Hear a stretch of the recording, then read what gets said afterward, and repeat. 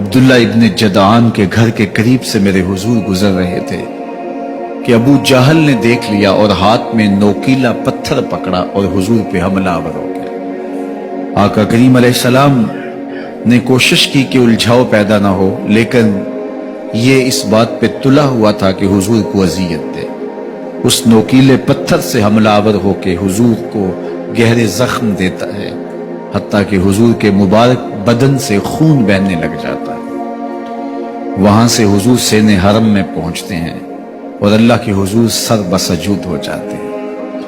حضور کے چچا حمزہ بن عبد المطلب ابھی اسلام نہیں لائے تھے، وہ شکار کھیل کے واپس آ رہے ہیں، اور جب وہ شکار کھیل کے آتے تھے تو بڑا اترا کے چلتے تھے۔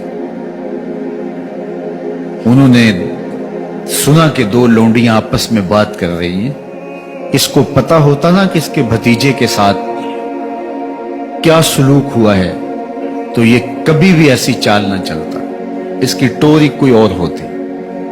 تو رک گئے، قدم خود بخود ٹھہر گئے، رک کے پوچھا کیا ماجرا ہوا؟ کہا تمہارے بھتیجے کو ابو جہل نے مارا ہے اور اس کے نازک بدن سے خون بہتا رہا۔ وہ خاموش تھا لیکن اس نے جان بوجھ کے زیادتی کی اس پر، بس غصے میں بپھر گئے۔ سین حرم کے آس پاس قریش اپنی مسجدیں جمائے بیٹھے ہوتے تھے ٹولیوں کی شکل میں۔ آج امیر حمزہ آئے اور ابو جہل کو تلاش کر کے اپنی کمان کو زور سے اس کے سر پہ مارا اور اس کا سر پھٹ گیا، اور ساتھ بولے تم نے ہمارے بھتیجے کو لاوارث سمجھا ہے؟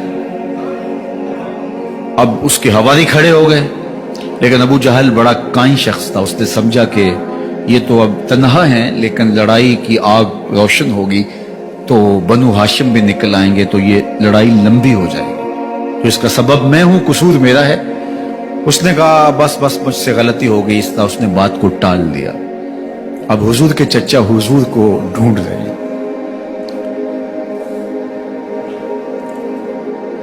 سین حرم میں حضور علیہ السلام اللہ کے حضور سر بسجود ہیں، یہ پاس جا کے کھڑے ہو گئے اور کہا یا ابن اخی، اے میرے بھائی کے بیٹے، اے میرے بھتیجے، لیکن حضور سر نہیں اٹھایا۔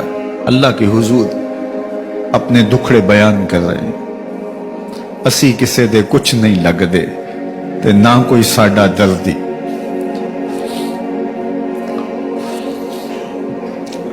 اللہ کے محبوب علیہ السلام اللہ کے حضور سر بسجود ہے۔ انہوں نے پھر کہا یا ابن اخی، اے میرے بھائی کے بیٹے، اور انہیں بے چینی ہے کہ بتاؤں کہ حوصلہ رکھو میں تمہارا بدلہ لے لیا، لیکن حضور سر نہیں اٹھا رہے۔ تیسری مرتبہ پھر آواز دی تو حضور نے سر اٹھایا، آنکھیں آنسوں سے بھری ہوئی تھی، تو برجستہ کہا بھتیجے میں تمہارا بدلہ لے لیا۔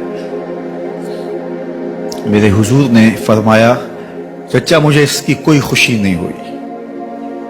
یہ حیرت زدہ ہو گئے کہ اتنا بڑا کام، اس وقت مکے کا اتنا بڑا سورما، اور میں اس سے ٹکرا کے آیا ہوں اور یہ کہہ رہے ہیں مجھے کوئی خوشی نہیں ہوئی۔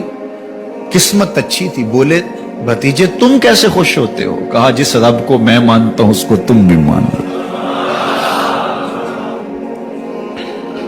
تو امیر حمزہ کی قسمت اچھی تھی تو آگے بڑھے اور اسلام قبول کر لیا۔ 38 لوگ پہلے مسلمان تھے، یہ 39 میں مسلمان ہو گئے۔ بس ان کا اسلام لانا مسلمانوں کے لیے تسکین قلب کا ساما ہوا۔ حضور کی آنکھوں میں امٹتے ہوئے آنسو، آگے بڑھے، کعبے کو غلاف کو پکڑا، کہا اللہم اعز الاسلام باحب الرجلین الیک بعمر ابن الخطاب او بعمر ابن حشام۔